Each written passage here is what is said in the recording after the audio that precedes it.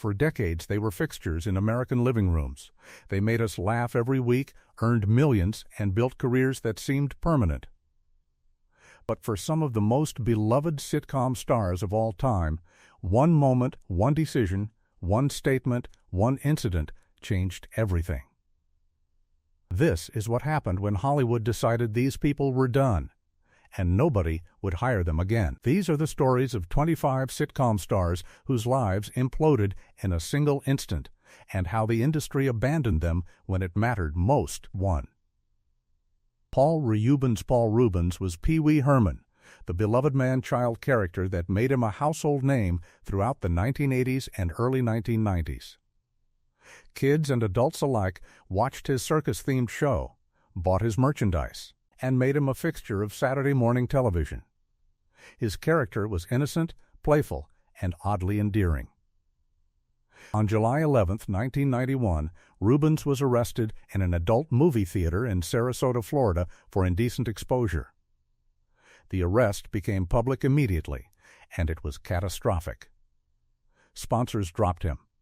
Networks that had built programming around him suddenly wanted nothing to do with him. The Disney company, which had partnered with him, severed ties. What had been a thriving career, lucrative endorsements, constant work, fame became radioactive overnight. Reubens tried to recover. He did smaller projects, guest appearances, voice work. But the mainstream doors closed. The character that had defined his life became a liability. Hollywood didn't just move on from Paul Reubens, it rejected him with the force of a complete industry consensus. He went from being everywhere to being virtually nowhere, too. Michael Richards played Cosmo Kramer on Seinfeld, the unpredictable, physical comic who defined much of what made the show legendary. From 1989 to 1998, Richards was one of the most recognized faces in television, a master of physical comedy whose entrance alone got laughs. His performance was essential to one of the most successful sitcoms ever made. On November 17, 2006, Richards took the stage at the Laugh Factory in Los Angeles for a stand-up set. During his performance, he went on a racist tirade, repeatedly using racial slurs directed at audience members. The incident was filmed and immediately went viral before the internet was as fast as it is today. His apology came too late. Networks that had once fought to have him on their shows now wouldn't touch him. Casting directors wouldn't call. His agent dropped him. The entertainment industry, which had celebrated him for years, decided he was finished. He tried to revive his career with smaller roles and guest spots, but the mainstream entertainment world had made its judgment. One night, one tirade, complete exile from the industry that had made him rich and famous. 3. Suzanne Somers played Chrissy Snow on Three's Company, the dim-witted blonde who became an icon of 1970s television. Somers was the heart of the show, and her chemistry with co-stars John Ritter and Joyce DeWitt made the series work. But in 1980, Somers asked for a raise. She was making far less than her male co-stars, despite being equally essential to the show's success. When the producers refused her request, she asked for a modest increase to $150, $00 per episode. Instead of negotiating, the network fired her. She was replaced mid-season, and the message was clear: if you ask for money, you're done. Somers was effectively blackballed. Studios wouldn't hire her. Her career in mainstream television essentially ended. She spent the next decade fighting to get back on air, doing guest spots that never turned into real work. The industry had decided to make an example of her. It took her years to rebuild, and she never returned to the level of fame she'd had on Three's Company. One demand for fair pay. 30 years of struggle to recover. 4. Roseanne Barr created, starred in, and executive produced Roseanne, one of the most successful sitcoms in television history. The show ran from 1988 to 1997 and made her one of the most powerful women in entertainment. She won an Emmy. She controlled her own show. Then, on May 29, 2018, she posted a racist tweet about former Obama advisor Valerie Jarrett. The tweet was inflammatory and immediately condemned. ABC canceled her entire show within hours. Not just future episodes, the entire show was pulled from reruns. Merchandise was pulled. Her name was being removed from the history of television. The industry that had given her everything, that had celebrated her as a genius, decided she was finished. She had built her show, her empire. But one tweet destroyed it all. Hollywood moved on within a day. Attempts at comeback have largely failed. She became a cautionary tale about what happens when you cross the invisible line. 5. Stephen Collins played Reverend Eric Camden on the long-running family drama Seventh Heaven. He was the moral center of the show, the voice of wisdom and integrity. Millions of families watched him give counsel, set an example, and embody decency. In 2014, audio surfaced of Collins confessing to sexually inappropriate behavior with minors. The confession had been recorded during a therapy session that became public. Networks that had built their reputation on family values programming immediately distanced themselves from him. His show was pulled from syndication. His image was scrubbed from promotional materials. Studios that had once fought to cast him wouldn't take his agents' calls. His career, built over decades, ended in the space of a news cycle. The industry that had used his moral authority to sell family programming decided it no longer wanted anything to do with him. One confession, no matter the context, was enough to end everything. 6. Chevy Chase was a major star, a former Saturday Night Live cast member who had built a successful film and television career. By the time of his incidents in 2010, he'd been working consistently for decades. But a series of on-set incidents, reportedly abusive behavior toward producers and co-workers on Community, led to his removal from the show. What followed was worse than being fired. Studios simply stopped calling. Directors wouldn't cast him. Television networks that had once courted him moved on. Chase tried to stay relevant, doing guest spots and smaller roles, but the major doors had closed. The reputation he'd built through decades of work could be erased quickly once the industry decided you were trouble. One firing became a permanent industry blacklist. His career never recovered to its former level. 7. Andrew Dice Clay built a career on shock comedy, controversial material that pushed boundaries. In the late 1980s and early 1990s, he was everywhere: television, movies, concert specials. Then his act became so offensive that even networks willing to push limits drew the line. He'd performed on Saturday Night Live, and his material was so crude that cast members walked off. Sponsors pulled out. Television networks that needed advertisers simply stopped booking him. His movie roles dried up. Casting directors wouldn't return calls. What had been a thriving career in shock comedy became a career in exile. He worked small venues, built a cult following, but the mainstream entertainment industry had decided he was too toxic. One act, one line, one controversial special too many, and the industry that had once celebrated his boldness decided he didn't belong anymore. 8. Dan Aykroyd was a Saturday Night Live legend, a crucial part of the show's golden age. He moved into film and television, building a successful career that seemed unshakable. But a series of controversies, including public statements about paranormal activity, substance abuse issues, and volatile behavior, began to affect his marketability. Studios that had once competed to cast him became hesitant. After a particularly public incident, his phone stopped ringing. Directors wouldn't hire him for major roles. Television networks that had built programming around him moved on. He spent years in the wilderness doing smaller projects before slowly rebuilding. One moment of being considered difficult, unreliable, or unstable, and the industry's collective decision changed everything. 9. Gary Coleman was a child star on Different Strokes, one of the most popular sitcoms of the 1970s and 1980s. He was adorable, talented, and instantly recognizable. But child stardom came with psychological cost. As he grew into adulthood, his health deteriorated.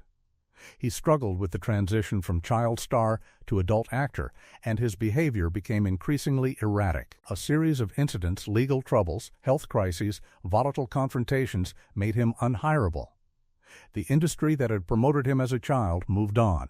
He couldn't transition to adult roles. He spent his later life doing guest appearances on reality television and small projects, never approaching the level of work or fame he'd had as a child. His career never recovered from the moment childhood ended. TN.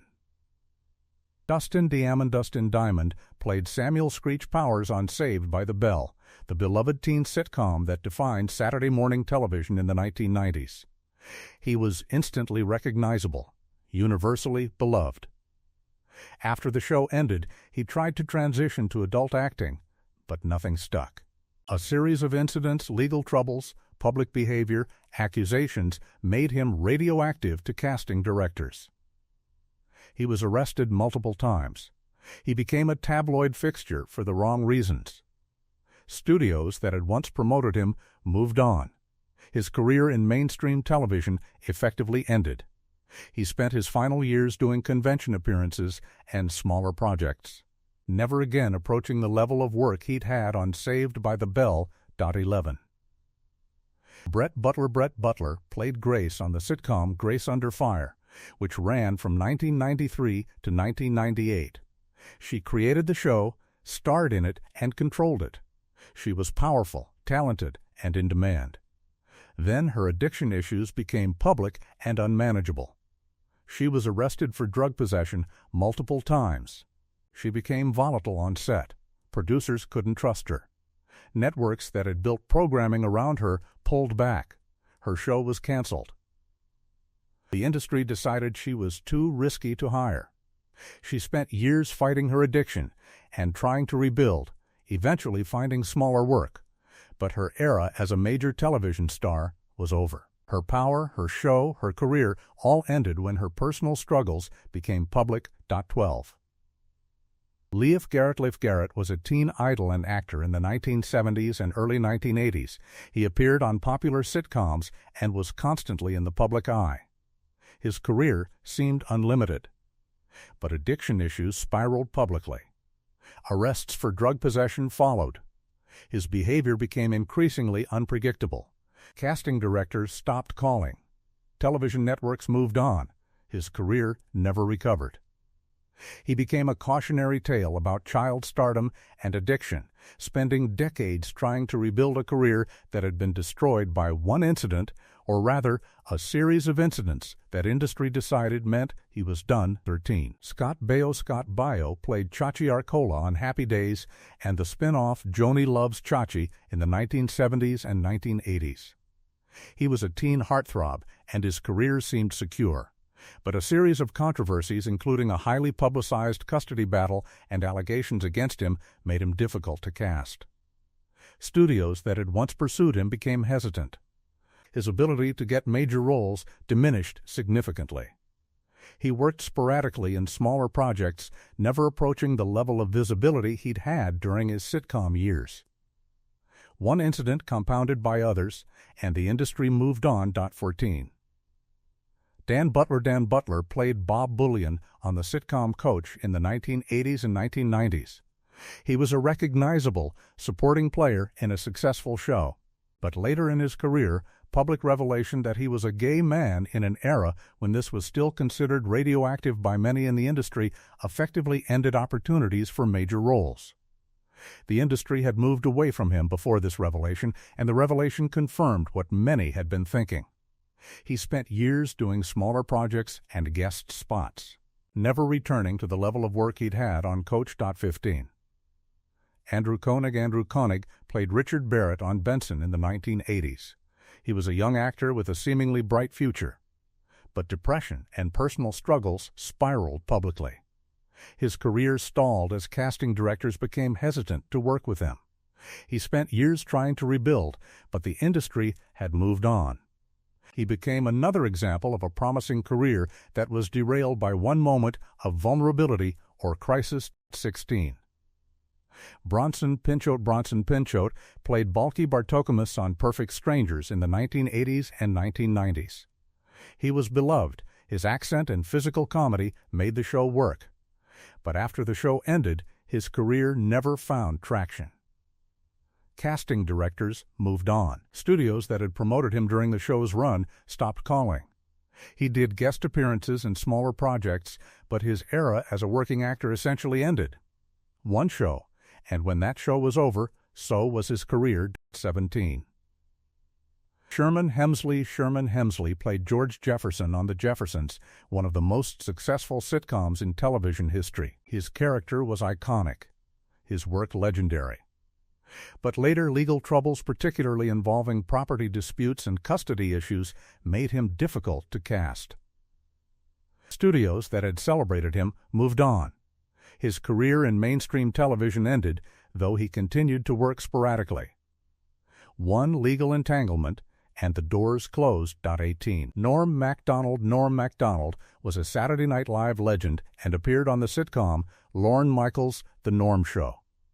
He was brilliant, funny, irreverent, but his brutal honesty and refusal to conform to industry expectations made him difficult to work with. Casting directors labeled him difficult. Networks moved on. He spent years doing stand-up and smaller projects, never approaching the level of mainstream television work he'd had at Snell. One reputation for being difficult, and the industry collectively decided to move on. 19. Jim J. Bullock was a sitcom fixture, appearing on numerous shows throughout the 1970s and 1980s, most notably on Hollywood Squares. He was recognizable, funny, beloved, but as the industry's tolerance for his openly gay presentation changed, opportunities began to dry up. Casting directors who had once pursued him moved on. His career in mainstream television effectively ended. He spent years trying to rebuild, doing guest spots and smaller projects, but the level of work available to him had diminished significantly.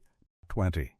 Lorenzo Lamas played Reno Seque on the sitcom Renegade and appeared on other television shows in the 1980s and 1990s. He seemed like he'd have a lasting career. But a series of incidents, legal troubles, volatile behavior, personal crises made him difficult to cast. Studios moved on. His career in mainstream television stalled. He worked sporadically, particularly in action films and smaller television projects, but never returned to the level of television work he'd had during his peak years. 21.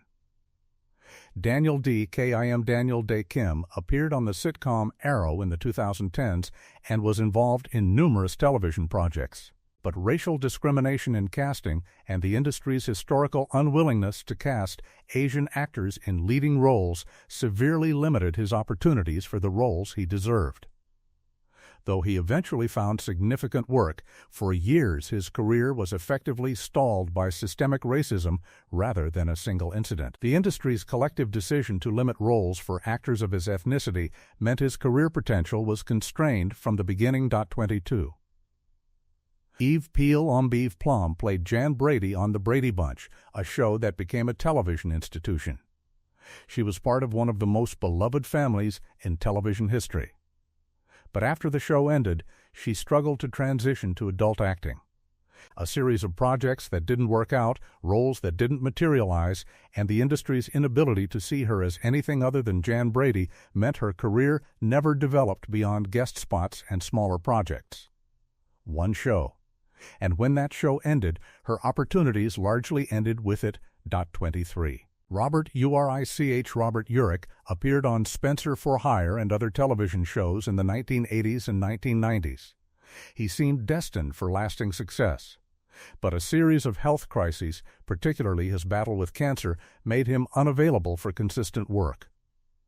Though he continued to work sporadically, the industry moved on. His health struggles meant he couldn't maintain the level of work he'd had at his peak. One diagnosis, and the phone stopped ringing with the same frequency. 24. Bonnie Franklin played Ann Romano on One Day at a Time, one of the most successful sitcoms of the 1970s and 1980s.